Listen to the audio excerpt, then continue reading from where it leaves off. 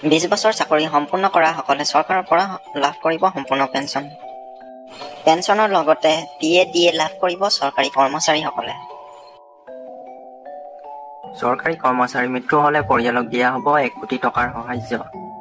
চৰকাৰী কৰ্মচাৰী মৃত্যুৰ হ'লে তেখেতৰ পৰিয়ালে অৱসৰৰ বয়স নোহোৱালৈকে লাভ কৰি থাকিব দৰমহা। ইয়াৰ পাছতো পেঞ্চনৰ সুবিধা লাভ কৰিব পৰিয়ালে। চৰকাৰী কৰ্মচাৰী মৃত্যু হ'লে পৰিয়ালে লাভ কৰিব 10 লাখ টকাৰ বীমা।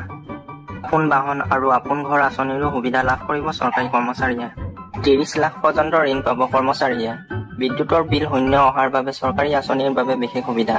প্ৰধানমন্ত্ৰী সূৰ্য ঘৰ আঁচনিৰ অধীনত চৰকাৰী কৰ্মচাৰীয়ে লাভ কৰিব চ'লাৰ পেনেল। বন্ধকি নিদিয়াকৈ বেংকে চৰকাৰী কৰ্মচাৰীক দিব ঋণ। মিউচুৱেল ট্ৰেন্সফাৰৰ বাবে পৰ্টেলত আবেদন কৰিব পাৰিব। 4,529 গৰাকী শিক্ষকৰ চাকৰি নিয়মীয়াকৰণ কৰি ঘোষণা মন্ত্ৰী হিমন্ত বিশ্ব শৰ্মা। নিয়মীয়া হোৱা শিক্ষকসকলে জ্যেষ্ঠতাৰ ভিত্তিত অধ্যক্ষ অথবা প্ৰধান শিক্ষকৰ দায়িত্ব পাব।